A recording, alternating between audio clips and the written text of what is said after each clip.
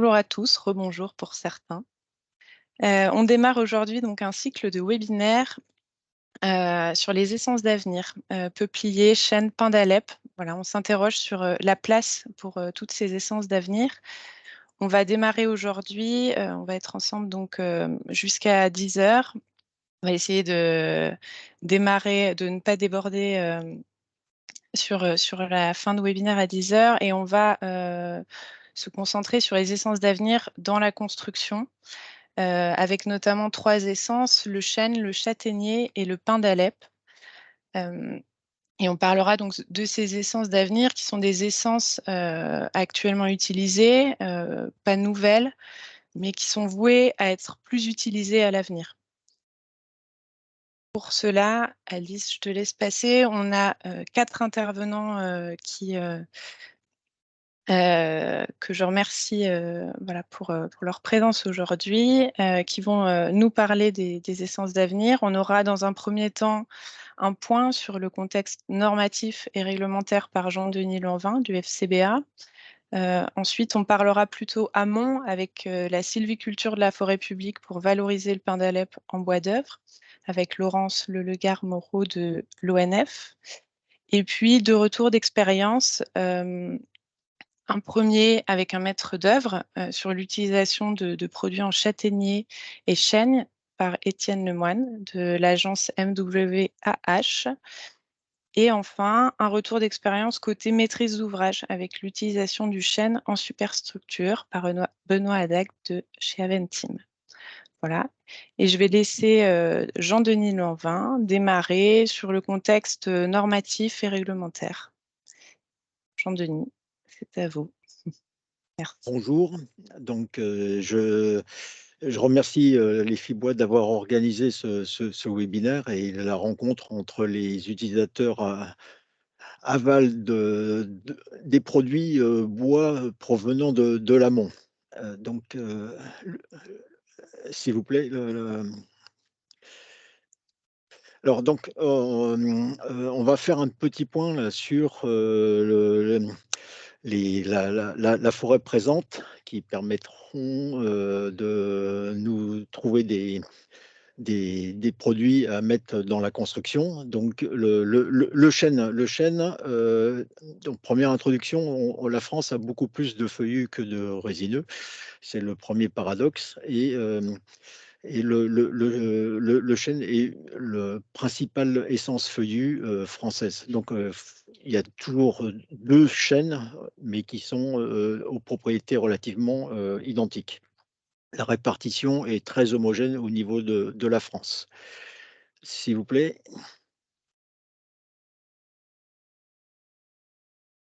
Donc, on voit que les volumes sur pied sont euh, de très grandes quantités de bois sont disponibles et on verra après comment on peut trouver et choisir le meilleur bois possible pour les produits bois construction. Donc c'est une ressource qui est pérenne et qui est disponible à souhait. Suivant, pardon. Donc le châtaignier donc est un peu plus diffus, mais présent côté ouest de la France. Pour synthétiser, on trouve 6 fois moins de volume sur pied de châtaignier que de chêne. On va continuer. Donc, l'important pour pour entretenir la relation entre l'amont et l'aval, c'est de voir un peu qu'est-ce qui est disponible. On a vu qu'il y avait de grands nombres d'arbres disponibles en forêt, mais ils ont des spécificités chacun d'entre elles. Donc, le chêne, les chênes, pardon, ont en volume sur pied, une répartition un peu sur des classes de diamètre, on va dire 50-65 centimètres. Par contre, le châtaignier, il est beaucoup plus présent sur des arbres avec des classes de diamètre beaucoup plus faibles, ce qui peut poser un problème par rapport au débit ou à la transformation des bois. Donc, on va passer à la suivante, s'il vous plaît. Donc, aujourd'hui, On a, en termes de sciage, de feuillus principalement, donc à peu près un 1,3 million de mètres cubes et qui sont, pour partie à moitié, couverts par les produits chênes. Pour information, on est à peu près à 8 millions en résineux. Le suivant, donc c'est le paradoxe de la filière française, puisqu'on a dit qu'il y avait beaucoup plus de feuillus que de résineux, mais les 1,3 million de mètres cubes, en fait, c'est parce qu'on en récolte, assez peu, puisque là, sur les feuillus, on est à 5 millions, on est, quasiment à 15, voire 16, au niveau des résineux. On peut voir aussi que le châtaignier, même si, arbre sur pied, on est à peu près à un ratio de 6, en termes de récolte, on est, vraiment beaucoup plus bas, en châtaignier. Continue. Alors, là, on va s'arrêter un peu sur ces 2 sur ces 2 figures, puisque le chêne, et le châtaignier a donc 2, on va dire 2 spécificités. Donc on a mis en parallèle à la fois le volume du bois et la part de valeur ajoutée.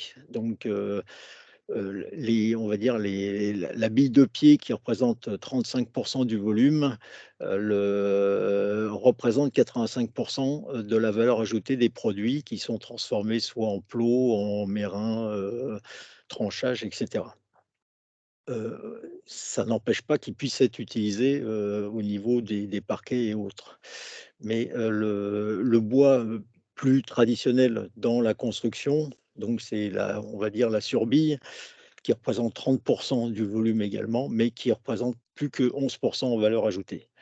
Ça, c'est la spécificité de la sylviculture du chêne. Au niveau du châtaignier, la bille de pied en termes de volume qui représente 20 de l'arbre, il est, valorisé à 80 en valeur ajoutée. La surbille, donc 60 du volume, plus qu'à, on va dire à 20. C'est-à-dire qu'en fait, le châtaignier, comme on l'a dit, que les classes de diamètre étaient faibles, automatiquement, on va utiliser principalement la bille de pied. Suivant. Donc, au niveau du pin d'Alep, on va le retrouver, sur l'arc, méditerranéen, donc PACA, Languedoc-Roussillon pour situer les choses. Suivant. Donc avec une ressource, disponible, donc à peu près de 20 millions de mètres cubes. Donc, je rappelle châtaignier à peu près 130 et les 2 chênes presque 600. Donc une ressource présente, avec, une ressource mature, mais je laisserai ma collègue, plus tard pour nous présenter le pin d'Alep. Mais, retenez que, on ne récolte par an en façon, étiage à peu près 160 000 mètres cubes, par an, qui est quand même un peu plus important que le châtaignier au niveau France.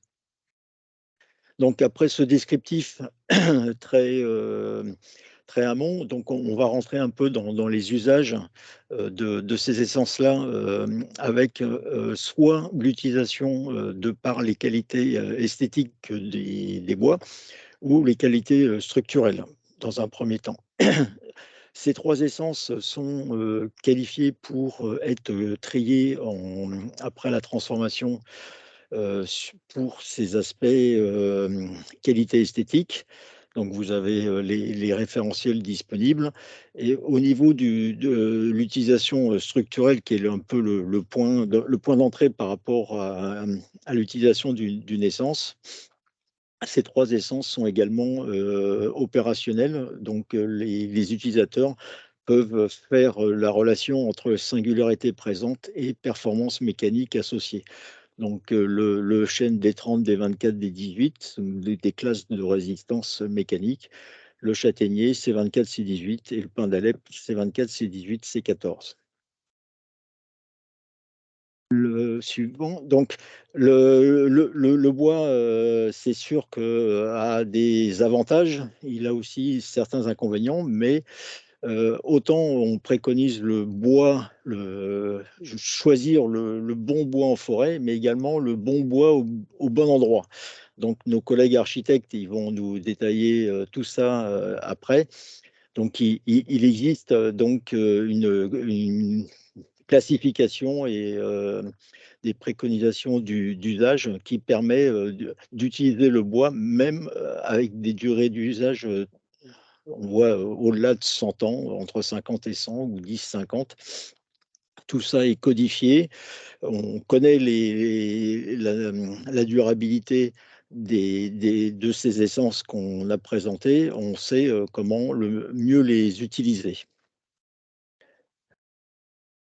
Donc, alors, on se dit, bon, essence d'avenir, bon, est-ce qu'on sort un peu des sentiers battus? Donc, aujourd'hui, quand on veut utiliser ces produits, quels qu'ils soient au niveau de la construction, on peut considérer que c'est soit des produits traditionnels, ou des produits non traditionnels. Donc les produits traditionnels, souvent on a on a analysé les expériences acquises avec la mise sur le terrain de ces produits-là, qui a pu faire des référentiels collectifs et qui débouchent pour partie via le marquage CE.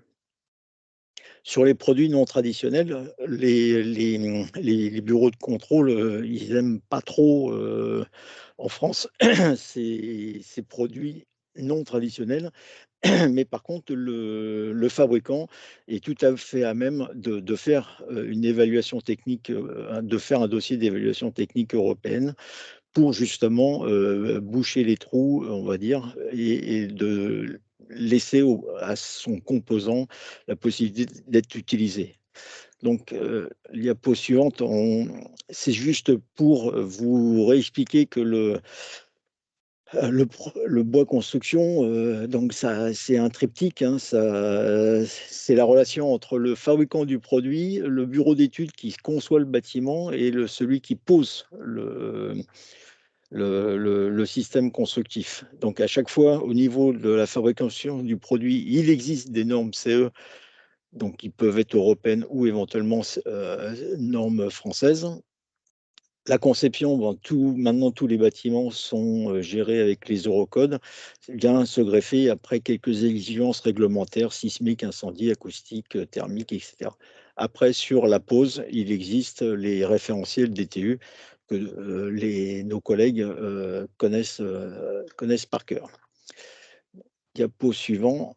Donc là, dès qu'on n'a plus un peu comment ça s'appelle, de traditionnalité, donc c'est pour ça que je fais le parallèle avec le pain d'Alep, puisque aujourd'hui, si on veut utiliser le produit, le pain d'Alep dans les poutres en lamellé collé, euh, et pour l'instant, ce n'est pas encore une essence qui est listée dans la norme harmonisée de fabrication des produits en bois lamellé collé. Donc, il faut faire quelques tests pour vérifier sa capacité à être mise en œuvre et par rapport au process de fabrication. Donc, aujourd'hui, les trois essences qu'on a citées, à part ce petit problème de pain d'Alep au niveau du lamellé collé, on verra dans les autres webinaires comment on règle le problème au niveau des feuillus par rapport à l'application bois lamellé collé. Donc j'ai essayé de présenter à la fois l'amont et les problèmes un peu techniques et réglementaires. Donc si vous avez des questions, pas de souci. J'ai laissé mes coordonnées si des fois vous avez également d'autres préconisations à avoir. Merci Jean-Denis. J'en profite pour passer la main à Léane, peut-être pour la phase des questions et pour la suite du webinaire. Léane qui est arrivée. Oui, merci Lucie. Excusez-moi pour ce contretemps technique. Donc, je suis Léane Kernec, chargée de mission de développement des filières locales pour Fibois Sud et je suis prescriptrice dans le cadre du réseau Prescripteur qui est coordonné par Lucie de Fibois France. Merci beaucoup Jean-Denis pour cette intervention qui nous met vraiment dans le contexte au niveau de la ressource et au niveau réglementaire. On a 2 petites minutes si vous avez des questions, pourquoi pas sur les volumes dont a fait part Jean-Denis ou les différentes normes. N'hésitez pas. Alors, ça peut passer dans le chat que je vais ouvrir pour voir si vous avez aussi des questions dans le chat. Et Lucie, si jamais tu vois des questions que je ne vois pas passer, n'hésite pas à m'en faire part. On ne voit pas de questions pour l'instant. Ah si. Peut-on avoir un éclairage sur le réemploi de bois d'œuvre et le cadre normatif, la requalification de celui-ci? Alors, je me permets, Léane, de répondre sur... On aura un cycle de webinaire en 2024 qui sera spécifique sur la thématique du réemploi. Donc, je propose, sauf si Jean-Denis voulait dire un mot, mais c'est vrai que c'est un vaste sujet et donc peut-être que voilà, ce sera l'objet d'un autre webinaire. Et le peuplier sera traité dans le 2e webinaire sur la construction. Voilà, parce qu'on ne pouvait pas voir toutes les essences dans la construction sur ce premier. Donc, on a un 2e sur la construction. On parlera de peuplier, de hêtre également. Mais voilà, peut-être si vous voulez en dire un mot, Jean-Denis, pour Non, compléter. pas de souci. Dans le timing, on ne pouvait pas tout présenter, mais on présentera individuellement les essences au fur et à mesure des webinaires. Sur le réemploi, c'est clair, il faut travailler dessus et c'est de plus en plus le sujet d'actualité. Je Et profite une là dernière question. Oui. Ah oui, allez-y Jean-Denis. Non, mais je lisais en même temps les conversations. Donc, par rapport le collage, les BMR et la mêlée-collée, automatiquement, au niveau du marquage CE, ces produits-là sont un plus et donc il faut faire des essais croisés, laboratoire usine, laboratoire tierce partie. Et en fait, derrière, après, les produits sont marqués CE derrière. Donc, aucun problème si on passe tous les leviers techniques. Ces produits-là peuvent aller alimenter le marché de la construction sans problème. Super, merci beaucoup Jean-Denis pour ces éclairages. On est pile poil dans les temps pour donner la main à Laurence Lelegard-Moreau, qui est chef des services forêt et bois et adjointe au directeur Agence Bouches-du-Rhône-Vaucluse à l'Office national des forêts. Elle va nous parler de la sylviculture du pin d'Alep en forêt publique, dans l'objectif de valoriser les bois d'œuvre. Donc ici, on parle d'une essence provençale, mais c'est un travail que mène l'ONF sur d'autres essences d'avenir dans le reste de la France. Vas-y Laurence, je te laisse la main. Bonjour, est-ce que vous m'entendez? Très bien. Très bien. Première diapo. Donc, en fait, de prime abord, en fait, la première diapo, s'il vous plaît, sur le fait que le pin d'Alep est une essence qui est relativement récente en France et qui est liée à la genèse de la forêt provençale. Parce qu'en Provence, en gros, il y a 150 ans, il y avait très peu de forêts, donc très peu de pinèdes à pin d'Alep. Et aujourd'hui, on est globalement sur la fin du premier cycle forestier. Et ce premier cycle forestier, en fait, il s'est plus ou moins mis en place avec des essences d'accompagnement comme le chêne vert ou le chêne pubescent, voire quelques plantations après la Seconde Guerre mondiale ou au XXe siècle. Mais globalement, ce sont des peuplements qui sont issus de colonisation naturelle. Et donc, ce pin d'Alep, aujourd'hui, les gros bois qu'on récolte, dans leur grande majorité, ont connu très peu d'accompagnement en termes de travaux sylvicoles. Et ce qui peut expliquer aussi, je dirais, la faiblesse de la qualité de ces pinèdes, je dirais, aujourd'hui. Alors tout ça est en train d'évoluer. Deuxième diapo.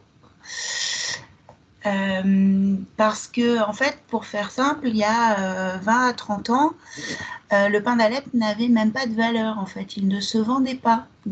Quand l'ONF, à l'époque, faisait des ventes publiques, bah, c'était des bois qui étaient proches de zéro. Donc forcément, pour les propriétaires forestiers, qu'ils soient publics ou privés, il n'y avait pas forcément beaucoup d'investissement dans la conduite de cette essence au vu de sa valeur. Et aujourd'hui, la grande évolution, c'est que le marché du bois a évolué, notamment dans le sud de la France, et les essences ont été tirées notamment par les filières bois énergie, bois industrie. Et tout ça entraîne de nouvelles perspectives parce que, bien évidemment, quand on réalise des interventions sylvicoles et qu'on récolte des bois, on a forcément une part de bois de moindre valeur qui part en énergie industrie et une petite part qui part en bois d'œuvre. Donc le fait que le marché du bois local ait évolué depuis une trentaine d'années est majeur, je dirais, dans la dynamique et la vision prospective en fait d'une essence comme le pin d'Alep. Voilà, parce que comme partout, on a des investissements possibles, parce qu'on a des récoltes qui permettent aussi d'investir dans les peuplements. Diapo suivante. Donc sur le territoire dont je m'occupe, qui sont les deux départements Bouches-du-Rhône et Vaucluse, dans lequel le pin d'Alep est bien représenté, en moyenne, on est entre 20 à 30 000 mètres cubes récoltés selon les années. Donc sur ce territoire, l'ONF, on gère majoritairement à plus de 90% des forêts des collectivités. Il y a très peu de forêts de l'État. Tout ce qui est récolte de bois, bien évidemment, est guidé et réglementé par les plans de gestion durable forestier réglementaires que sont les plans d'aménagement forestier. Donc, on ne récolte pas ce qu'on veut comme on veut. En fait, on suit le plan de gestion, le document d'aménagement forestier. Et on doit, pour chaque passage en coupe, obtenir l'aval des collectivités propriétaires pour chaque coupe inscrite chaque année. Donc ensuite s'engage ce qu'on appelle la désignation des arbres ou le martelage, c'est-à-dire ce sont les équipes forestières qui en équipe vont désigner les arbres qui seront coupés. Et donc cette opération, elle vise à améliorer en permanence de façon, je dirais, par la main du forestier, les peuplements en place. Ce qui veut dire qu'en fait, quand le forestier travaille dans ces peuplements, notamment de pin d'Alep, mais partout, il ne fait pas de cueillette, c'est-à-dire qu'il ne va pas aller récolter les plus belles tiges. Parce que les plus belles tiges, globalement, ce sont celles qui vont rester à la fin du peuplement forestier, jusqu'à, je dirais, sa maturité finale. Et c'est le travail du forestier qui va, par éclaircies successives, par travail successif, en fait, améliorer génétiquement sur le phénotype en fait, de chaque arbre, le peuplement dans son ensemble. Donc, en fait, on réalise des coupes qui vont permettre au peuplement restant en place je dirais, d'être de meilleure qualité de coupe en coupe. Et c'est une fois qu'on a martelé qu'on va qualifier les bois en bois, je dirais, de qualité supérieure, emballage ou structure, mais pas l'inverse. Et ça, c'est quelque chose de très important à noter, parce que peu de gens savent ce travail du forestier qui ne se fait pas on ne va pas cueillir du bois et récolter les meilleurs bois. On travaille un peuplement et dans ce qu'on a travaillé, on va sélectionner ce qui peut être valorisé autrement. Diapo suivante. Donc en fait, ce travail de sélection en fait de qualité supérieure, elle s'effectue avec une grille d'évaluation des qualités sur pied. Et c'est une grille qui avait été établie de façon à être très, je dirais, facile à utiliser sur le terrain et de façon exclusive. C'est-à-dire que globalement, on a 2 tableaux. Si on a ne serait-ce qu'une croix dans le premier tableau à gauche, ben, en fait, on sait qu'on n'aura pas, on ne peut pas prétendre à du bois de qualité autre que bois d'industrie, bois énergie. Et donc, si par contre on n'a aucune croix, on passe sur le tableau 2. Et donc, en fait, les éléments, ce sont des éléments à la fois de diamètre, de longueur, mais aussi de défaut, c'est-à-dire des courbures, la grosseur des branches, les nœuds pourris, la présence de champignons, etc. etc. Et dans un deuxième temps, on passe sur un deuxième tableau de qualification et où on va reprendre en fait tout un tas d'éléments, notamment liés au gîte à l'inclinaison, à la courbure complexe avec la présence de grosses branches, l'espacement entre couronnes, etc. Sachant que le pin d'Alep ne dispose absolument pas je dirais, de normes de classement sur pied, à la différence d'autres résineux. Donc pour faire ce travail, c'est un travail qui a été mené avec une jeune femme qui était en stage d'ingénieur de fin d'études, Marion Simeoni, et avec moi. Et donc on s'est inspiré de grilles qui pouvaient exister sur d'autres résineux en France, pour établir en fait une grille très opérationnelle et très applicative pour le pin d'Alep, parce qu'en fait il n'existait quasiment rien. Donc cette classification nous permet très rapidement sur le terrain de désigner parmi les arbres qui ont été marqués ceux qui peuvent prétendre à d'autres qualités. Et il y a le même genre de grille en fait qui est effectué, qui existe pour des bois abattus, sauf que sur cette essence, de par son histoire, comme je le disais, avec des peuplements, je dirais, qui sont nés un peu par abandon des cultures, on a eu très peu d'interventions sylvicoles pendant la durée de ces peuplements. Et donc, du coup, on a finalement un pourcentage aujourd'hui de bois de qualité qui peut être relativement faible par rapport à d'autres essences qui sont suivies en sylviculture depuis plusieurs siècles. Diapo suivante. Alors, les autres éléments que je voulais préciser, c'est que pour réaliser cette qualification des bois, il faut pouvoir trier. Pour pouvoir trier, quand on gère des forêts des collectivités, il faut que ces communes, ces collectivités propriétaires, acceptent en fait de vendre leurs bois façonnés et non sur pied, parce que si on les vend sur pied, en fait, c'est l'acheteur des bois sur pied qui va faire le tri et non pas le gestionnaire et le propriétaire. Il faut qu'on on a donné un peu des limites de façon à ce que ces éléments permettent une rentabilité aussi pour le propriétaire. Il faut que dans une parcelle en coupe, on ait à minima un camion de bois de qualité pour que ce soit intéressant. Et une fois que tous ces éléments sont appréciés, on prépare les chantiers pour le compte des communes en faisant l'avance de trésorerie pour leur compte de tout ce qui est chantier d'exploitation, débardage et tri des bois. Diapo suivante. Donc il y a vraiment une implication forte en fait de l'ONF gestionnaire pour dynamiser cette petite filière du pin d'Alep qui émerge mais qui, à n'en pas douter, est en phase de progression. Ce qui est important aussi, c'est le travail qui est mené depuis plusieurs années avec tous les partenaires de la filière. Donc c'est à savoir à la fois, je dirais, l'ONF qui gère les forêts publiques, nos partenaires de la forêt privée, mais aussi FIBOIS qui est un partenaire très important à qui on remonte en fait les données, les communes forestières, qui est une association aussi qui regroupe les collectivités propriétaires, et les professionnels en fait de la filière plus aval que celle des forestiers.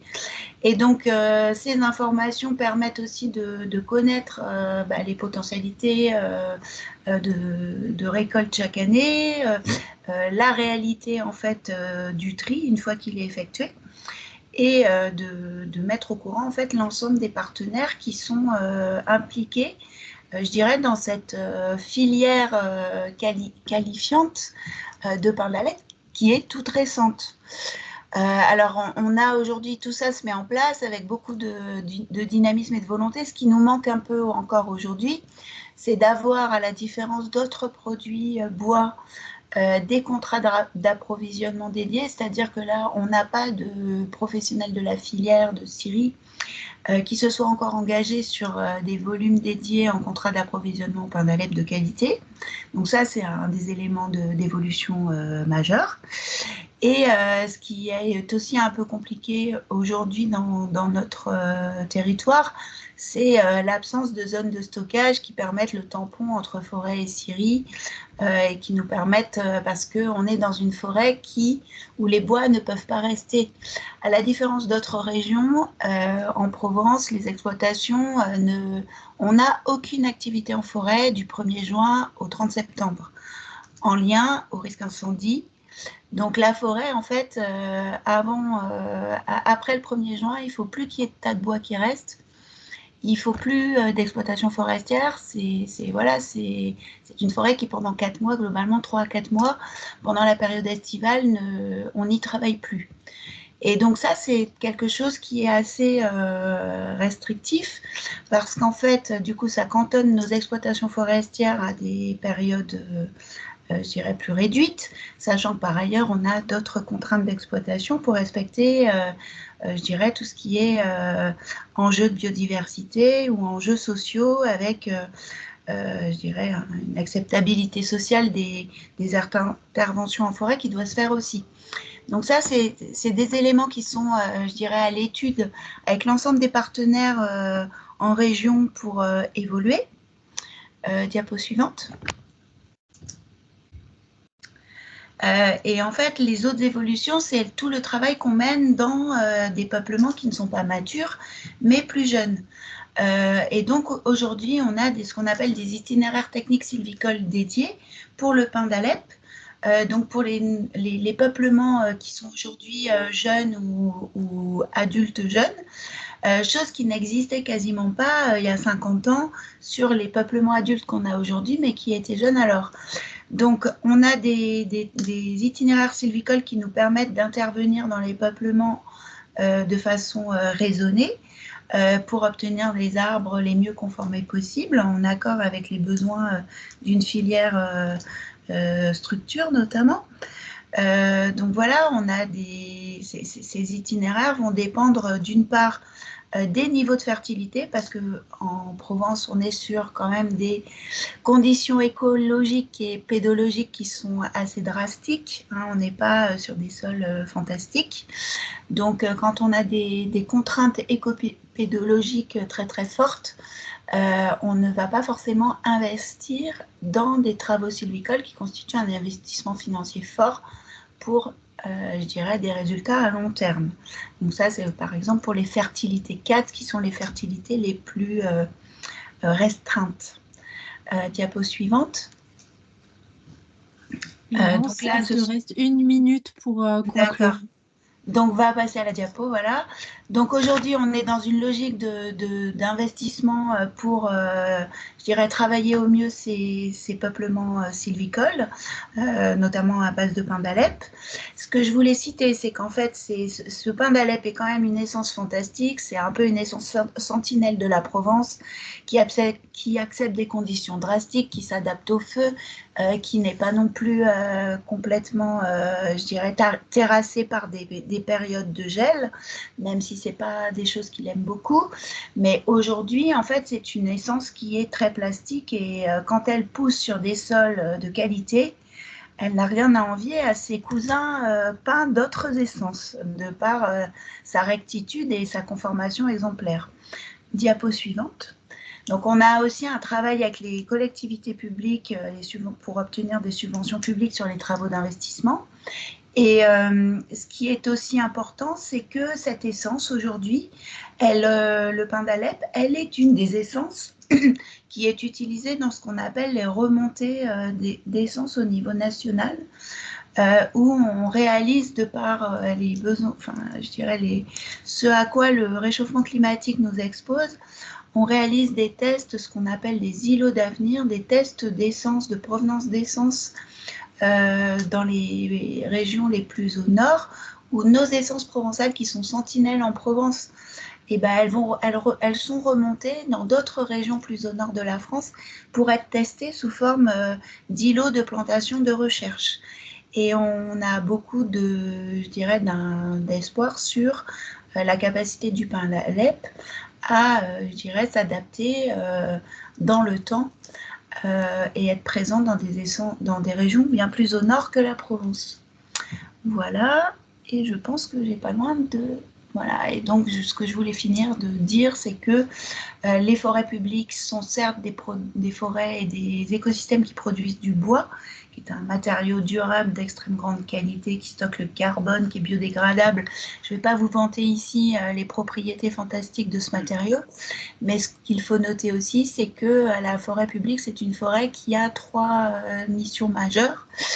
Certes, produire du bois pour, la société, mais aussi garantir la biodiversité, la multifonctionnalité de la forêt, le stockage de carbone, et garantir aussi l'ouverture de ces forêts publiques à tous les publics, parce que cette forêt publique, en fait, elle représente... on sait que la forêt en France, pour 70% de nos concitoyens, c'est le premier espace de nature dans lequel ils vont se ressourcer.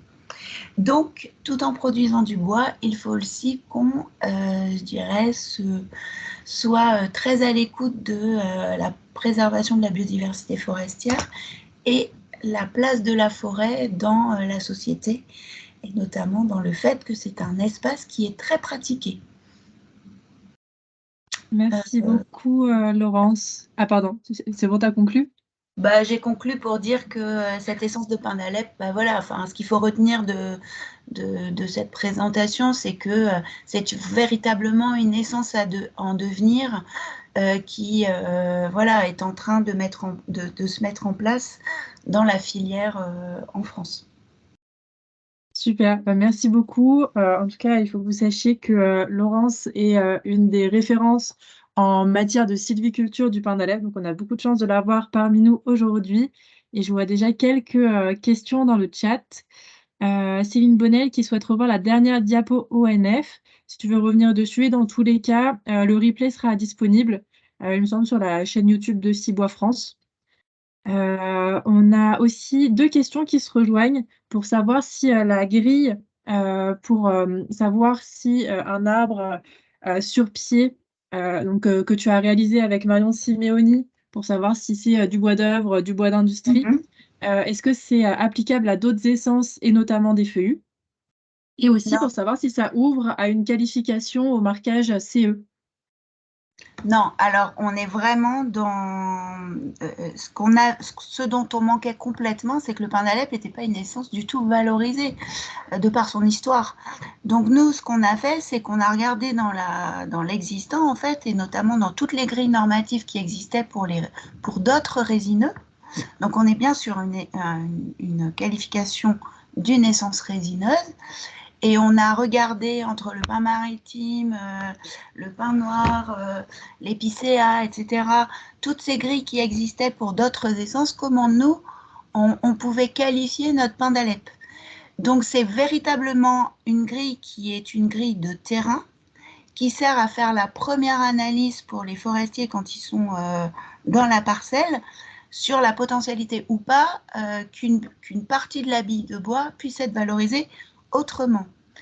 Et ensuite, mais ça ne veut pas dire que forcément, une fois l'arbre coupé, il y a peut-être des choses qu'on n'a pas lues.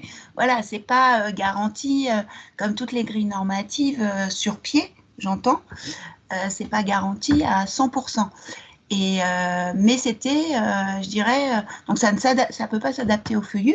Par contre, la démarche qui a été menée pour l'établir, c'est quelque chose qui peut très bien se faire à partir de grilles de qualification d'espèces feuillues qui existent. Je ne sais pas si j'ai été très claire. Je pense. Dites-nous dans le chat si ça éclaircit vos questionnements. On a aussi une question. Alors, Laurent, je ne sais pas si tu as révisé tous tes chiffres et tes volumes. Céline qui nous demande comment les volumes de pain d'Alep récoltés sont utilisés pour quel débouché? Alors, aujourd'hui, on est globalement, on va dire, sur 100 mètres cubes de pain d'Alep, on a aujourd'hui, pour être très réaliste, 2% qui part en filière, 2 à 5% selon les coupes qui peut prétendre à la filière emballage construction. Donc c'est très peu.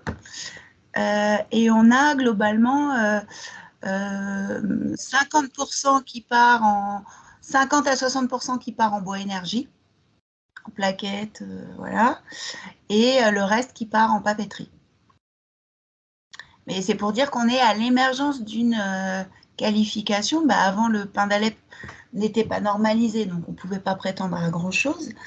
Et l'histoire de ces peuplements fait que on n'est pas dans une histoire sylvicole de longue haleine qui a permis d'effectuer des sélections régulières pour avoir des billes de pied de qualité.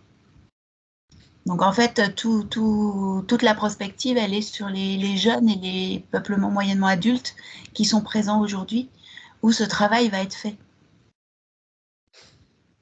Super, merci Laurence. Et je vais prendre une dernière question pour qu'on reste dans le timing. C'est une question sur les projets à venir et s'il y a des projets d'industrialisation pour valoriser cette essence. Donc si tu veux, Laurence, je peux prendre cette question. Je te laisse prendre la main, tu es plus au courant que moi. Parce que du coup, l'interprofession Fibois Sud cherche également à valoriser cette essence qu'on a beaucoup sur notre territoire. Donc, on a créé un réseau de professionnels intéressés par la transformation du pain d'Alep. Donc, on a des sieurs qui se mettent à scier le pain d'Alep depuis sa normalisation en 2018. Mais on n'est pas sur des énormes unités de transformation comme un SIAT dans l'Est de la France.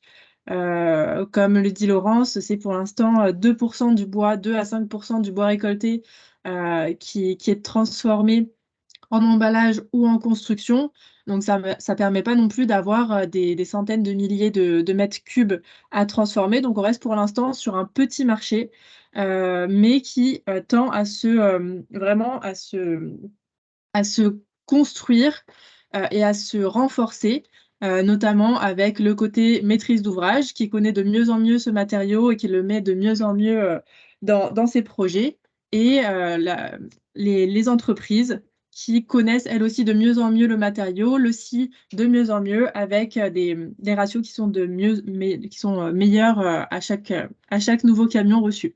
Donc pour l'instant, on n'est pas sur des très gros projets d'industrialisation, mais on est quand même sur une montée en croissance des volumes sciés pour la construction.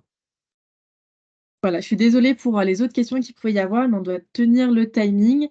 En tout cas, n'hésitez pas à nous en faire part ou à contacter les intervenants qui auraient laissé leur adresse mail. Et je vais maintenant passer la parole à Étienne Lemoine, qui est architecte de l'agence Moi, qui va nous faire un retour d'expérience sur des produits et des opérations en essence d'avenir, donc notamment du chêne et du châtaignier. Donc, il va nous parler de différents aspects, notamment la disponibilité, les aspects réglementaires, les différentes contraintes auxquelles il a pu faire face. Allez-y, Étienne. Merci beaucoup. Je vais vraisemblablement couper ma caméra pour que ça passe un petit peu mieux. Vous me reverrez tout à l'heure. Tout d'abord, merci beaucoup à Fibois pour nous faire ce grand voyage entre l'arbre et la construction. Effectivement, nous travaillons sur pas mal de projets et on travaille surtout sur les moyens de production. Et on attache beaucoup d'importance à mettre en valeur les ressources, les outils et surtout ceux qui participent à l'acte de construire. Nos objectifs, effectivement, c'est de travailler avec des matériaux non transformés qui font stock de carbone. Et là, en l'occurrence, avec ces bois chêne et châtaignier, on est tout à fait dans le propos. On essaye de reconstituer la tête et la main, c'est-à-dire mettre toujours en avant le moins de transformations possible. Quand il y a une valorisation, on met toujours en avant l'argent, on va dire, sur ceux qui font par rapport à une matière qui serait la moins transformée et a priori la moins coûteuse. Et puis effectivement, comme le disait tout à fait justement Jean-Denis tout à l'heure, il faut utiliser le bois au bon endroit parce que sinon ça peut générer de vrais problèmes de construction à terme et pas assurer une durabilité attendue par les clients et nos maîtres d'ouvrage. On va avancer.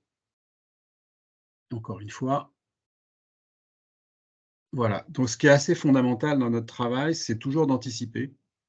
Et là, je voudrais mettre en avant le partenariat qu'on a avec nos ingénieurs bois, qui sont aujourd'hui portés par le développement du bois hein, sur le territoire. On a la chance d'avoir de magnifiques formations et des professionnels qui nous aident énormément.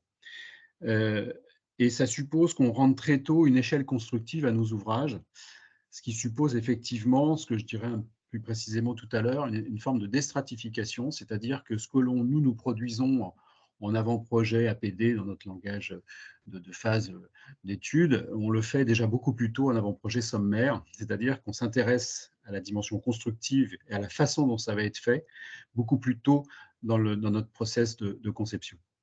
On va avancer. Alors, ce que vous avez à l'écran, c'est une structure, c'est la reconstruction d'un belvédère ornithologique qui est dans un site assez magnifique quand on a la chance de pouvoir travailler au bord d'un marais. C'est le marais Vernier qui est en Normandie, tout près des piles du pont de Normandie. Et là, nous avions une structure ancienne qui était en chêne bois massif. Donc, on est resté sur un chêne bois massif. Mais effectivement, on l'a complètement imaginé désormais avec ce qu'il ne disposait pas, c'est-à-dire des assemblages drainants permettant de lui assurer une pérennité qu'on espère de l'ordre de quarantaine d'années. Voilà. Je ne pense pas qu'il faille aller beaucoup plus loin. C'est quand même un ouvrage qui est exposé aux intempéries continues. On a voulu que, peut-être revenir juste, on a voulu que ce soit effectivement conçu en bois local, ce qui fait qu'avec une maîtrise d'ouvrage privée, on a la possibilité d'avoir des contacts directs avec la ressource, et donc au travers d'aller choisir directement avec le constructeur, découvrir sa filière d'approvisionnement et d'aller chercher les bois les plus locaux possibles. Et puis surtout, ça nous permettait d'avoir une véritable intégration dans le site, compte tenu du vieillissement naturel qu'on allait avoir avec ces bois. On va s'avancer. Voilà. Alors effectivement, anticiper dans les phases d'études, j'en parlais, c'est-à-dire qu'à partir d'un dessin, on arrive très très vite à dimensionner les ouvrages de façon à ce que nous soyons tout de suite dans une économie et dans une logique constructive assez proche du résultat final. Ça, c'est vraiment un travail qu'on a avec les boiseux, je les appelle comme ça, avec beaucoup de respect. On entretient effectivement, je le disais tout à l'heure, des relations très très fortes avec un bureau d'études que je vais nommer, qui s'appelle QSB, ils sont en Bretagne, ils ont 3 agences. Et donc, ce sont vraiment devenus des partenaires de tout premier plan et surtout très tôt dans nos études. On va avancer. Identifier les ressources, c'est d'abord savoir d'où va venir la ressource. Effectivement, là, je vais faire il y a 2 pistes. Hein. On est sur des maîtrises d'ouvrage privées et des maîtrises d'ouvrage publiques. La maîtrise d'ouvrage public, c'est un petit peu plus difficile parce que, effectivement, dans le process de contractualisation, on ne sait pas toujours qui va construire et donc on ne sait pas non plus avec quel bois, sur quelles ressources. Enfin, le bois, on le connaît puisqu'on le définit, mais sa localisation, maîtriser les circuits courts, c'est parfois difficile. Les entreprises sont effectivement de plus en plus concernées par cela, donc vont vers ces démarches de décarbonation, mais ça reste aléatoire compte tenu de la contractualisation. Ce qui fait que, par contre, en maîtrise d'ouvrage privé, on n'a pas du tout ces soucis-là et on peut intervenir très tôt et même aller travailler directement, parfois avec les sieurs, pour identifier les ressources et les volumes. On va avancer. Voilà. Alors, ce qui, pour nous, est assez fondamental, c'est de partager le projet le plus tôt possible. On va avancer.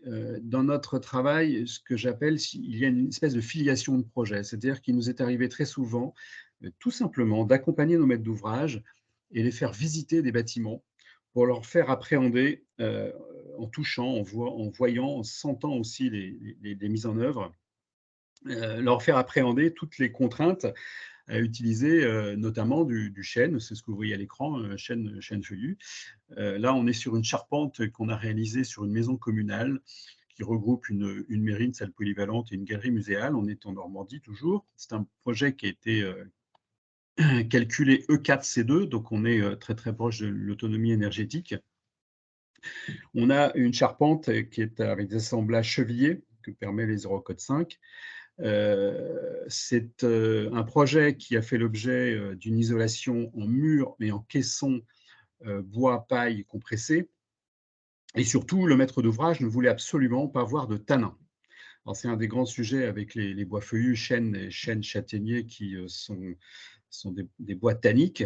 Et effectivement, on a mis en place un phasage de mise en œuvre de telle sorte à ce que les charpentes, les fermes, soient mises en œuvre au fur et à mesure des caissons, donc ce qui supposait que les caissons soient exactement portés entre mur et faîtage, de telle sorte à pouvoir avancer le process de couverture tout en protégeant les caissons paille qui sont absolument fondamentales dans la mise en œuvre avec la paille, protégeant les fermes des intempéries. Et on a assez bien réussi puisque, hormis à quelques endroits, on a très très peu d'exposition à l'eau et à l'humidité, ce qui a donc déterminé en fait très très peu d'apparition de tanins.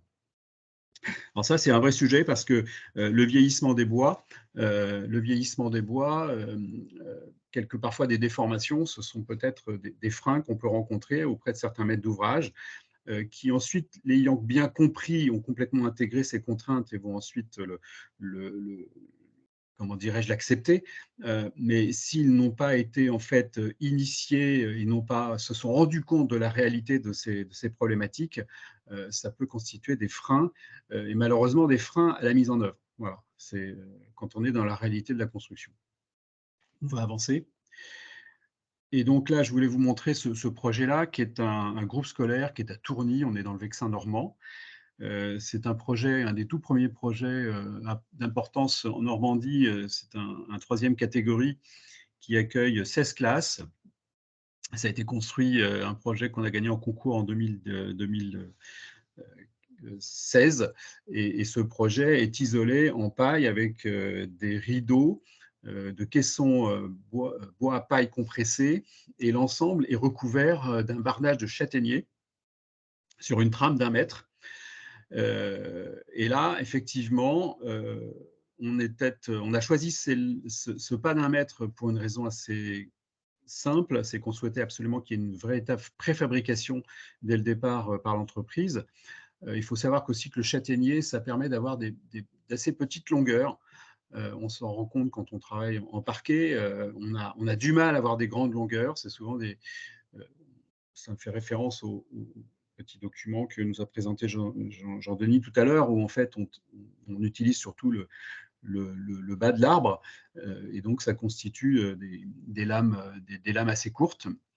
Et ensuite, on voulait absolument, on s'en est aperçu, on voulait que ce soit construit un atelier, mis en œuvre assez rapidement pour maîtriser le vieillissement et dans une certaine forme d'uniformité. Il faut savoir que c'est souvent les façades nord et sud qui vieillissent à peu près dans les mêmes teintes, ce fameux griset qui tend aussi vers le très foncé, parfois un peu noir avec le châtaignier, et les façades est et ouest qui vieillissent de façon un petit peu différente, parce que parfois elles prennent aussi par les intempéries, et ce qui permet de dégorger, d'avoir beaucoup de tanins. Voilà. Et cette patine, cette matière, effectivement, pour le précédent projet que je vous montrais, on est emmené le maître d'ouvrage pour lui montrer exactement ce que ça allait pouvoir donner à partir d'un bois tannique dans son vieillissement. On va avancer. Là, on en voit un détail. Alors, ce sont des lames de châtaignier, qui ont non délignées, c'est-à-dire qu'il n'y a qu'une seule coupe, et on a laissé l'aubier et l'écorce, ce qui fait que par endroits, l'écorce se détache, tombe au sol, et constitue en quelque sorte le vieillissement, une façon d'appréhender physiquement le vieillissement.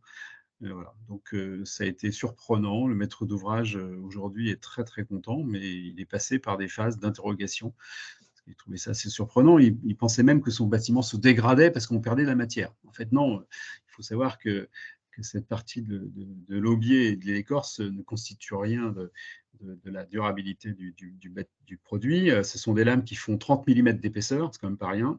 Et on a eu la chance d'avoir du retard, parfois c'est bien d'avoir du retard sur les chantiers. Ils nous ont permis de pouvoir sécher les lames en atelier dans des conditions, de très très bonnes conditions, ce qui fait qu'elles n'ont quasiment pas bougé. Il n'y a eu aucun effet de tuilage.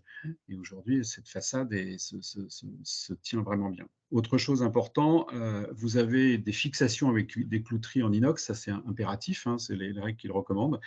Et ici, veillez à ce qu'il y ait peu de contact avec des ouvrages d'acier galvanisé. Voilà, ce n'est pas recommandé, bon, ce n'est pas non plus interdit dans la mesure où il y a peu de contact. Donc, c'est le cas notamment pour un profil qui vient interrompre la façade sur sa hauteur et qui permettait d'éviter la propagation du feu. Il faut savoir qu'aujourd'hui, ça a évolué, ces types de profils. Et aujourd'hui, ils sont saillants à peu près de 20 cm. C'est un vrai sujet.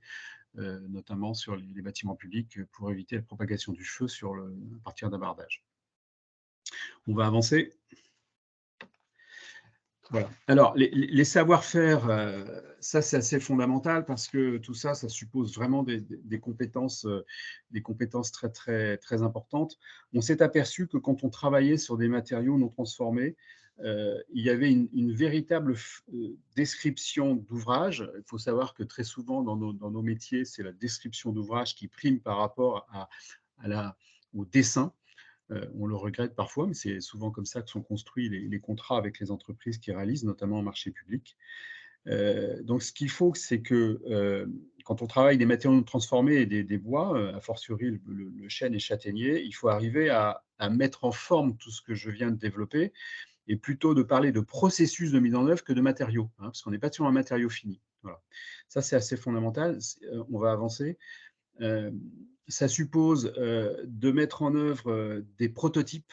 Ça, c'est très important aussi pour montrer ce que peut donner l'ouvrage en construction au moment de sa mise en œuvre et quelques années après, au travers des visites que j'évoquais tout à l'heure. Il faut phaser les montages. C'est encore plus vrai quand on a des isolations biosourcées qui ne supportent pas l'humidité. Et puis surtout, il faut anticiper les réceptions de travaux. Parce qu'en fait, il n'y a pas de réception de travaux au sens de la finitude des matériaux, mais la réception de travaux, elle se fait au moment où c'est fait, où c'est fabriqué, où c'est mis en œuvre au travers de la main du compagnon qui travaille. Voilà, c'est là qu'on définit la qualité de l'ouvrage. Donc, dans la mesure, c'est ça qui est assez génial du reste avec ces matériaux, c'est qu'on dispose d'un matériau de grande qualité, et dans la mesure où on respecte les façons de construire, eh bien, on arrive à une véritable très belle qualité, parfois bien supérieure à ce que serait une réception de travaux avec un matériau industrialisé et transformé. Donc, ça suppose, on va avancer, d'avoir un contact avec les professionnels. Nous, ça nous a ouvert tout un champ de rencontres. On a rencontré vraiment des gens merveilleux. Chez les scieurs, chez les charpentiers menuisiers, bien évidemment. On a visité les ateliers, on a touché du bois, on a touché des matières. Ça, c'est assez génial. Il y a une noblesse dans le châtaignier et le chêne qui est toujours reconnu, ça c'est évident. Donc, quand on propose ces matériaux-là à des maîtres d'ouvrage, il y a une véritable adhésion. Il y a quelque chose de très sensible à cela. Voilà. Et je terminerai là-dessus. On va avancer. Il faut absolument travailler avec la filière, c'est-à-dire qu'il faut mobiliser, au travers notamment des contacts qu'on a avec Fibois Normandie, qui nous ont vraiment bien aidés pour nous mettre en contact avec où se trouvait le bois recherché, les scieurs, de telle sorte à pouvoir construire un vrai projet le moins carboné possible. Voilà. Je reviendrai juste avant de terminer sur un sujet qui est assez fondamental, c'est la maintenance. C'est-à-dire que, comme évidemment il y a une évolution de ces bois, notamment en bardage, aussi également en charpente, il y a tous les sujets d'aspect que j'ai évoqués et puis tous les sujets structurels. Donc, il faut bien vérifier à ce que le bois évolue et évolue correctement. Ça veut dire que les maîtres d'ouvrage, petit à petit, deviennent en quelque sorte un petit peu pas les sachants, mais les personnes en capacité d'identifier d'éventuels désordres et afin de nous prévenir.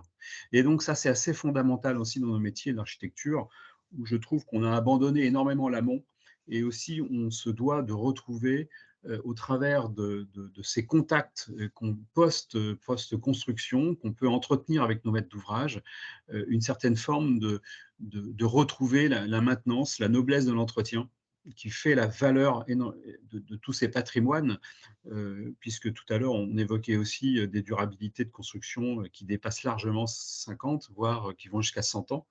Il est clair que quand on envisage des projets à ces échéances, ça suppose que la partie de construction, c'est une phase très rapide par rapport à la maintenance et l'entretien qu'on doit avoir sur ces bâtis. Et effectivement, des constructions très anciennes patrimoniales, à ces échelles de 100 ans, permettent tout simplement d'envisager l'entretien, le réemploi, le réusage qu'on évoquait un petit peu tout à l'heure, bien que ce soit très difficile aujourd'hui de réutiliser, réusager des pièces de charpente, mais on va y arriver. Voilà. Super. Merci beaucoup. Merci beaucoup, Étienne, de nous avoir partagé ces retours d'expérience et ces jolies photos qui donnent vraiment envie. En tout cas, grâce à votre intervention, on voit qu'on peut répondre au cahier des charges de la maîtrise d'ouvrage, pourvu qu'elle ait intégré les spécificités des essences d'avenir, comme par exemple les tanins, les longueurs, et tout ça grâce à la pédagogie et l'anticipation. Et je pense que vraiment, le mot qu'on peut retenir de votre intervention, c'est la communication avant et après le projet, autant avec la maîtrise d'ouvrage qu'avec la filière. Donc vraiment, très, très instructif. On va prendre, juste 2 minutes pour, quelques questions.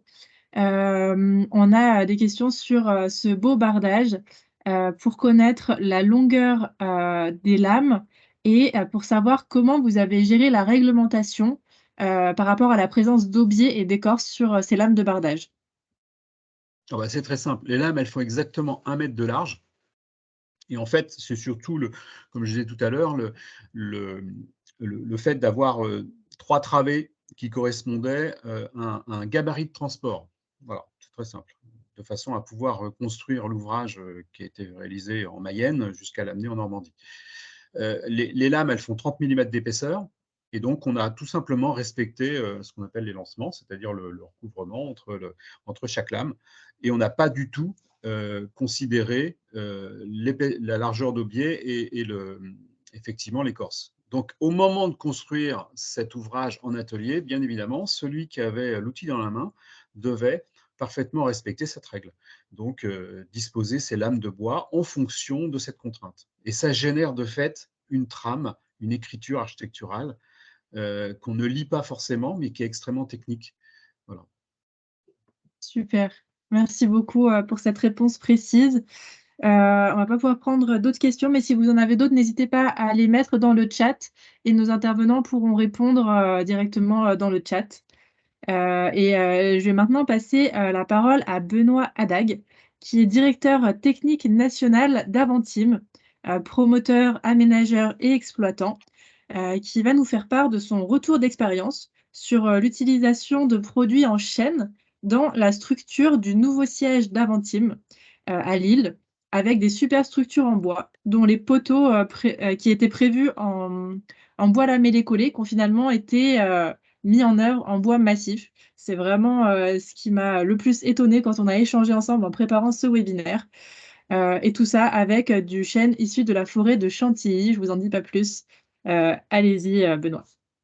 Oui, bonjour à tous. Je remercie Fibois pour pouvoir présenter ce projet. Alors, je vais faire comme Étienne, je vais couper ma caméra, je la remettrai pour les questions-réponses éventuellement. Voilà, donc si on peut avancer. Donc, Aventim, on est promoteur immobilier. Si on peut avancer les slides sur la présentation du groupe rapidement. Donc, je vais vous parler du retour d'expérience, effectivement, donc qu'on a fait sur la construction de notre nouveau siège qu'on a intégré donc, en juin de cette année. Donc, Aventim, on va passer à la slide suivante, celle d'après, s'il vous plaît. Donc, nous sommes promoteurs immobiliers, on a à peu près 12 ans d'existence. On réalise essentiellement des bureaux, du résidentiel, parfois des projets mixtes de l'activité. Les bureaux sont essentiellement construits en construction bois. On est présent dans 3 régions, les Hauts-de-France, qui est la région originelle de l'Aventime, la Loire-Atlantique, la Nouvelle-Aquitaine. On a une transition écologique très engagée, où on est aligné avec les accords de Paris. Et actuellement, on est en cours de certification Bicorp et on vient d'être certifié EcoVadis. Donc, pour comprendre un peu notre démarche, si on peut passer. Donc, on a une transition écologique et sociale assez engagée donc, dans le respect de la trajectoire de la COP 21, avec 3 axes fondamentaux. Donc, répondre à l'urgence carbone, construire autrement et partager une culture commune. Donc, vous allez voir comment on essaye d'appliquer ça. Et dans cette trajectoire, donc, on s'est défini 4 priorités. Donc, la réduction de notre empreinte carbone. Alors, 4 priorités pour nos projets de construction. Donc, la réduction de notre empreinte carbone, concevoir des projets sobres énergétiquement, préserver l'eau et protéger la biodiversité, et les enjeux sociétaux gérés par la certification Bicorp. Donc, on a déposé le dossier cette année et on attend d'être audité pour espérer être certifié donc, en 2024. Et on peut passer. Alors, pourquoi on construit en bois? Donc, nous, on construit en bois parce que, donc, vous le savez, c'est un élément, un élément naturel. On croit au circuit court. On croit au circuit court français, on croit au circuit court régional. Et en plus, donc, on est fortement engagé donc, dans la construction décarbonée. Le bois, ça nous permet donc avant la réglementation environnementale, donc de pouvoir construire des bâtiments à faible impact énergétique et carboné. Et maintenant, donc, très en phase avec la nouvelle réglementation environnementale RE 2020. Et puis le bois, vous le savez bien, hein, dans la construction, nous, en tant que maître d'ouvrage, l'usage est hyper important et on sait que ça rend un aspect hyper chaleureux. Ce qui est important de voir aussi, c'est que, alors, excusez-moi, ouais, on a essayé donc de travailler avec la filière, comme disait Étienne précédemment. On a établi des partenariats, donc on va le voir après, avec des scieries et des exploitants forestiers, enfin un exploitant forestier. On a un partenariat avec des industriels du bois. On travaille avec des bureaux d'études structure bois réguliers, qui sont aussi nos partenaires réguliers. Et puis, on essaye de faire des partenariats avec des constructeurs bois par région pour travailler local. Donc, concernant le retour d'expérience sur le circuit court-bois, donc là, vous voyez sur la photo, hein, vous voyez bien un poteau en bois massif, donc en chêne. Si on peut passer. Comment s'est monté ce partenariat et cette idée? Donc, chez Aventim, donc depuis 2016, où on a réalisé notre premier bâtiment en bois qui s'appelle le Wood Time One, donc dans la périphérie de Lille. On avait une forte conviction donc, de construire en bois. Et quand on a réalisé ce premier projet en bois, on s'est dit qu'il fallait absolument qu'on prenne part à connaître cette filière bois. On a eu l'opportunité de rencontrer Carbon Forest. Je vais décrire un peu ce que fait Carbon Forest après. Donc c'est représenté par Pascal Yvon, qui nous a mis en relation donc, avec le château de Chantilly et le domaine de Chantilly. Donc château de Chantilly et domaine de Chantilly, hein, pour ceux qui ne le savent pas, donc c'est exploité donc, par l'Institut de France. L'Institut de France, ce sont les académiciens hein, qui ont en charge donc, la gestion de ce domaine. Et ça s'est donc concrétisé donc, en 2019 par un partenariat tripartite avec Carbon Forest et avec le château de Chantilly, pour aboutir donc à une première expérimentation de circuit court. Et on s'est dit rien que mieux que notre nouveau siège donc, pour expérimenter ce projet. Si on peut passer. Donc nos objectifs, donc, comme je l'ai dit, donc asseoir notre savoir-faire en bois et bien connaître la filière. Prendre part à l'éco-construction et donc travailler local. Donc, c'était important pour nous aussi de travailler localement. Apporter notre soutien à la filière bois. Donc, dans le partenariat, effectivement, il y avait aussi donc, tous les partenariats qu'on fait localement, régionalement avec Fibois. et puis militer durablement pour exploiter durablement nos forêts, en particulier avec la forêt de Chantilly, où on a sanctuarisé 500 hectares pour faire de l'expérimentation. Donc Carbon Forest, c'est une entreprise qui travaille et qui réfléchit pour œuvrer à une gestion durable de la forêt de Chantilly en particulier, mais aussi d'autres forêts, et travailler sur les ressources et sur le sol des forêts. Faire de la forêt de Chantilly un laboratoire d'expérimentation de la méthode sylviculture continue et naturelle, et contribuer à une gestion raisonnée de l'ensemble de la forêt. Et pour le domaine de Chantilly, donc la forêt, elle est en grande difficulté, elle est en grande souffrance avec le réchauffement climatique. Et donc, c'était de mener des études sur cette forêt. Et donc, pour ça, donc, travailler sur la parcelle qu'on a sanctuarisée. Et puis d'imaginer comment utiliser ce bois qui est en fin de vie, ces chênes qui sont en fin de vie, et comment on peut les utiliser et les exploiter. Donc l'idée, donc la construction de notre nouveau siège, vous voyez sur l'image en bas à gauche, donc vous voyez un manoir là qui a été réhabilité. Dans ce manoir, on a réhabilité, on en a fait un restaurant et un hôtel, et est venu se greffer donc à côté du manoir notre nouveau siège qu'on aperçoit. Donc qui fait une surface de 1800 mètres carrés. Et donc l'idée, ça a été de se dire que, évidemment, comme on faisait des constructions tertiaires en bois, et ben donc on a fait notre nouveau siège en construction bois, en bois industrialisé. Donc à la base, en poteau lamellé collé, comme le disait Léane, en poteau lamellé collé et en CLT, en plancher CLT. On s'est dit quelle pourrait être l'utilisation de bois massif dans la construction. On en est venu à se dire, eh ben, on va essayer de faire de remplacer les poteaux industrialisés par des poteaux en bois massif. Donc ça a été l'idée. Donc ça représente environ 600 mètres cubes de bois pour 48 poteaux. On peut passer. Donc là, on vous montre un petit peu l'histoire de ces poteaux, donc la coupe dans la forêt. Évidemment, on a voulu travailler avec des partenaires locaux. Donc si on peut passer après. La scierie sur laquelle les poteaux ont été ramenés, donc c'est la scierie du Prié qui est à proximité de la forêt de Chantilly.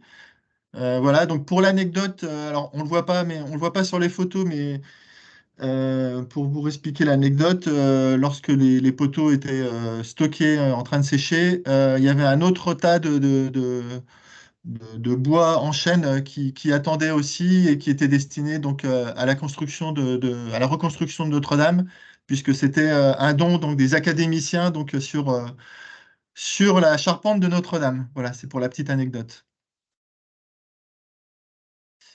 Comme je vous l'expliquais tout à l'heure, on travaille avec des entreprises de construction bois régionales. Donc ici, c'était le constructeur Bois Goudel, donc qui est dans le Pas-de-Calais, à moins d'une centaine de kilomètres de la construction de notre nouveau siège. Donc les poteaux ont été récupérés par le constructeur pour être façonnés et pour mettre tous les dispositifs d'ancrage pour pouvoir être posés sur le site. Voilà. Et donc en fait, ce qui était intéressant aussi, ce que j'ai demandé à notre bureau d'études environnementales et à notre bureau d'études bois, dont on travaillait ensemble, c'était de me calculer quel était le gain carbone qui était apporté par cette nouvelle façon de construire. On estime qu'on a gagné à peu près 25% de poids de carbone par rapport à des poteaux en lamellé collé. Alors essentiellement parce que circuit court, et puis il y a un gain aussi qui est important par le fait que ce circuit court génère beaucoup moins de transport. Voilà, ce qu'on peut en retenir, c'est que les ressources du territoire, c'est un élément important pour le territoire. L'économie circulaire, donc c'est un précieux allié pour être plus solidaire. Nous, on voulait aligner nos pratiques avec les ressources locales. On essaye de le faire. On va essayer maintenant de le faire dans les autres régions dans lesquelles on travaille, donc autour de Nantes et de Bordeaux. Et puis, le contexte sociétal fait que ça demande d'être beaucoup plus autonome sur les ressources locales. Donc, 4 axes structurants: concevoir nos bâtiments avec les ressources présentes. Et je vais reprendre ce qu'on a dit à la première présentation. J'ai bien aimé, donc, quand on dit le bon bois au bon endroit, donc c'est exactement ça. Voilà, donc le deuxième axe, donc, c'est créer des synergies sur l'ensemble de la chaîne de valeur, donc de la chaîne de la filière, aussi bien de la coupe, de la transformation, de l'approvisionnement et de la construction. Voilà. L'idée d'embarquer les territoires, donc notre idée aussi, c'est de pouvoir reproduire, hein, de systématiser pardon, cette pratique. Donc là, on est en train de réfléchir comment on peut reproduire cette expérimentation sur nos autres projets en région. Et aussi, ce qui est important, c'est de partager et communiquer, comme je le fais là, pour vous expliquer un petit peu ce qu'on a fait et de partager. Qu'est-ce qu'on peut retenir de cette expérimentation? En fait, il faut accepter de prendre. Alors, nous, au maître d'ouvrage, hein, Étienne l'a dit tout à l'heure, c'est accepter de prendre le bois tel qu'il est. Le bois de Chantilly, donc c'était des arbres, des chênes en fin de vie. Ils étaient parfois piqués. On l'accepte. Puis en fait, à part moi qui est vraiment le nez dessus et qui a suivi tout le truc, toute l'expérimentation, mais en fait, personne ne le voit. C'est parfois la présence de ces petites piqûres, on ne les voit pas. Et donc notre rôle aussi, nous en tant que maître d'ouvrage, c'est aussi expliquer aux clients qui achètent nos projets, de venir voir cette expérimentation dans nos locaux et de leur expliquer, d'avoir ce regard, hein, ce regard de circuit court, ce regard de bois local. Et puis, ce qu'on retient aussi, c'est cette collaboration avec le château de Chantilly, qui permet de nous apprendre beaucoup sur comment fonctionne la filière. Et effectivement, en tant que maître d'ouvrage, puisque nous, on est vraiment à la fin de la construction bois, c'est pas forcément évident pour nous. On est très loin, on a du mal à comprendre toutes les problématiques. Et remonter toute cette chaîne, ça nous permet de bien comprendre les problématiques de chacun telles qu'elles ont été expliquées précédemment dans ce webinaire. Et pour en finir, donc, dernière slide. Le circuit court, c'est pas forcément facile à mettre en œuvre. Je vous avouerai que j'ai eu parfois des retours d'industriels qui n'étaient pas très contents par cette façon de faire. Donc voilà, j'ai eu des remarques un peu désobligeantes. Mais voilà, après, c'est tout. Nous, on continue notre expérimentation. Et puis l'idée, c'est de ne pas s'arrêter forcément aux chênes, hein, aux autres essences. On en a parlé tout à l'heure. Alors, toutes les essences de bois ne sont pas forcément normées en produits industriels. Donc, c'est parfois un frein à leur utilisation. Un frein, nous, maîtres d'ouvrage, c'est un frein qu'on voit avec nos assureurs, hein, on a évoqué tout à l'heure les bureaux de contrôle qui aiment bien travailler avec des produits normés. Les assureurs aussi. Donc voilà, expérimenter, c'est aussi démontrer que ça fonctionne et que ça marche. Et là, vous voyez encore une nouvelle photo d'un poteau mis en place, enfin des poteaux mis en place dans nos nouveaux bureaux. Voilà, je vous remercie. Super, merci beaucoup Benoît pour ce retour d'expérience placé vraiment sous le signe du circuit court et de la ressource locale qui permet vraiment de donner un exemple pour les futurs maîtres d'ouvrage et justement de mettre en œuvre cette pédagogie dont parlait déjà Étienne tout à l'heure. Moi, j'ai juste une interrogation par rapport au volume de bois. Vous annoncez 595 mètres cubes de bois sur le projet. Est-ce que c'est pour tout le projet ou c'est uniquement pour les poteaux en chêne? Non, c'est pour tout le projet, oui, tout à fait. Ok, oui, parce que sinon c'était uniquement pour les poteaux, ça paraissait beaucoup par poteau. Ouais, vous avez raison. Et assez rapidement, parce que pour qu'on tienne le timing, alors on a une question d'Audrey qui se demande si on aurait pu imaginer de mettre en œuvre des poteaux moisés dans un souci de frugalité. Oui, on aurait pu l'imaginer. On a pris le parti pour l'instant de faire comme ça pour cette première expérimentation. On avance petit à petit. Et effectivement, on peut imaginer d'autres principes de construction pour les prochains projets. C'est une très bonne remarque. Super.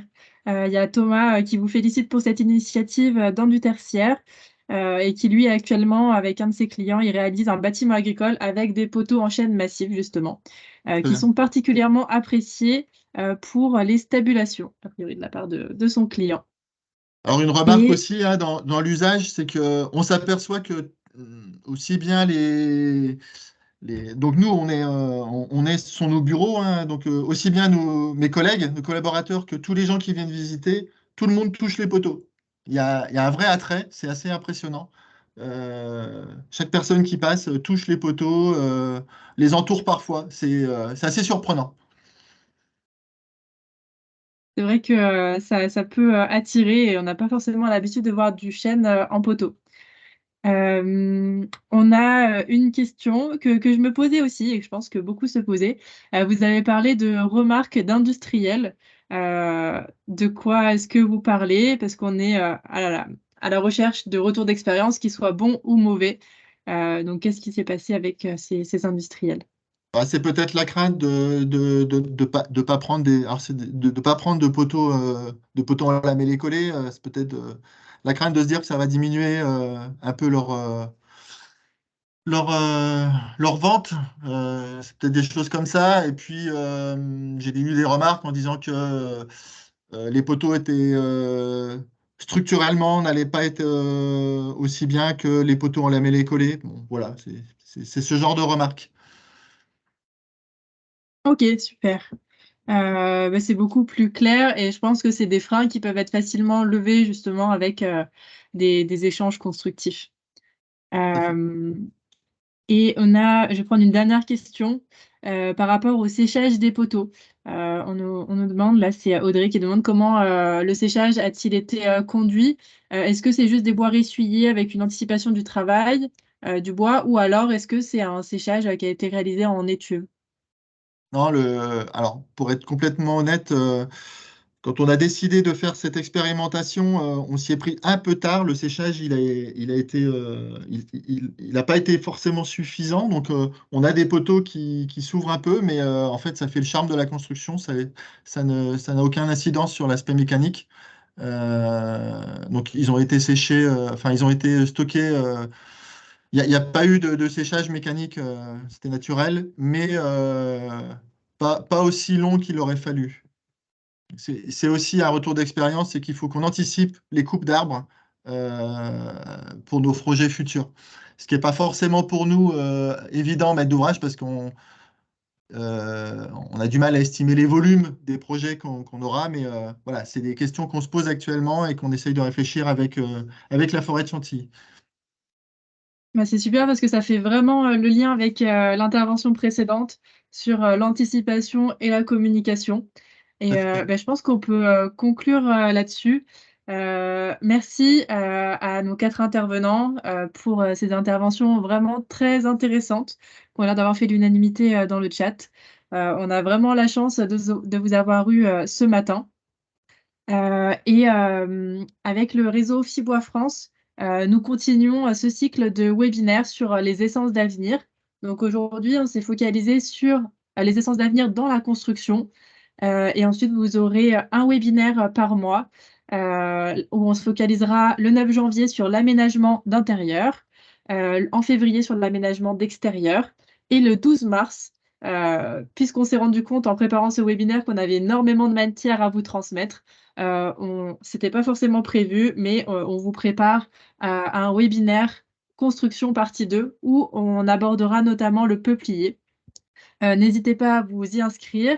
Vous retrouverez le replay sur la chaîne YouTube de Fibois France. Merci à tous d'avoir été avec nous aujourd'hui. Et si jamais vous avez des questions, n'hésitez pas à contacter soit les intervenants ou soit directement Alice et Lucie de Fibois France qui sauront leur faire remonter vos interrogations. Merci beaucoup à tous d'avoir été parmi nous aujourd'hui et bonne journée.